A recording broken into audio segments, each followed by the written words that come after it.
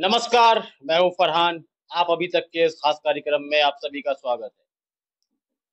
भारत और पाकिस्तान के बीच जो सीज फायर हुआ है, कहीं ना कहीं भारतीय जनता बहुत ज्यादा निराश है कि ये सीज फायर क्यों हुआ, और चौंकना था भी, क्योंकि शायद हम 2014 से इसी वक्त का इंतजार कर रहे थे कि हम कैसे पीओके पर अपना अधिकार दोबारा वापस पा सकें।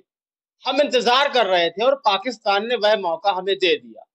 लेकिन आज कार्यक्रम में मुद्दे की बात यह नहीं है कि ये सीज फायर क्यों हुआ, बल्कि अहम बात यह है कि जिस तरह भारतीय मीडिया लगातार बताना चाह रही थी, बताने की कोशिश कर रही थी कि भारत के साथ अमेरिका, ईरान, ओआईसी के सभी सदस्य, ऑस्ट्रेलिया, इजराइल, ऐसी एक बहुत लंबी फेहरिस्त थी जो भारत के साथ खड़े होने का दावा कर रही थी भारतीय मीडिया। लेकिन इस युद्ध के आरंभ होने पर इन देशों की तरफ से किसी भी प्रकार की का कोई एक वक्तव्य नहीं आया सामने। तो यह समझना होगा कि यह क्यों नहीं आया। तो इसके लिए आप है पिछला प्रोग्राम हमारा देख सकते हैं, हमने इसकी चर्चा की थी। लेकिन सबसे बड़ी बात यह है कि अमेरिका, जिसके लिए भारत बिल्कुल तैयार था कि अमेरिका कहीं ना कहीं साथ देगा, उसने भी भारत को चोट दी। बल्कि आईएमएफ से पाकिस्तान को फिर से कर्ज दे दिया गया, और बड़ी मात्रा में 8 बिलियन कम नहीं होता है। लेकिन वहीं दूसरी तरफ आपको सोचना होगा कि पाकिस्तान के साथ अजरबैजान और तुर्की जैसे देश खड़े हुए थे। अब भारतीय मीडिया और तमाम सोशल मीडिया में यह खबरें सामने आ रही हैं कि इस्लामिक कंट्री का साथ दे रही है। इसमें कितना सत्य है, यह जानने की आवश्यकता है हमें। आपको यह समझना होगा कि यह स्थिति आनी ही थी। लेकिन एक समय था जब भारत के साथ इराक हो, ओआईसी के देश हो, ऐसे तमाम देश खड़े होते थे। आज क्यों साथ नहीं खड़े हैं, यह बहुत ही सोचनीय विषय है। मैं आपको समझाता हूं, और आगे भी ऐसा होता रहेगा।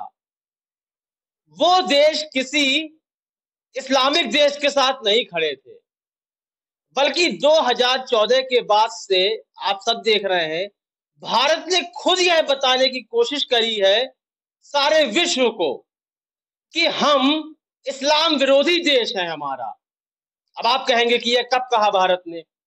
मैं लगातार आपको घटनाएं गिना सकता हूं 2014 से अब तक, जिसमें भारत के अंदर ही ऐसे क्रियाकलाप हुए हैं जो इस्लाम विरोधी देखे गए। और मैं ये देश की जनता की बात नहीं कर रहा हूं, बिल्कुल भी नहीं, बल्कि मैं बात कर रहा हूं सत्ताधारी दल के बड़े नेताओं की, उत्तर प्रदेश के मुख्यमंत्री योगी आदित्यनाथ की।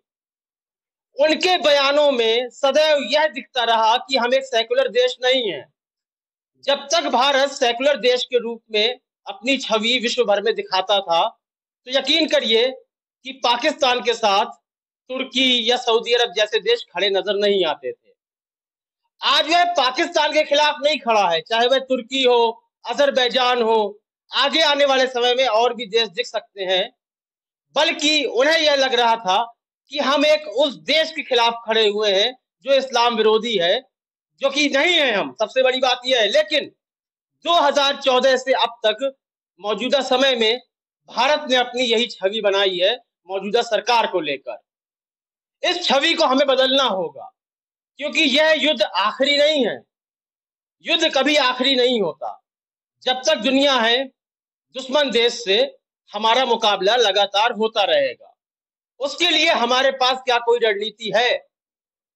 और आप इतिहास को उठाकर देखिए, जिन देशों ने यह कहने की कोशिश करी है कि हम इस्लामिक राष्ट्र हैं, उन देशों का सदैव पतन हुआ है।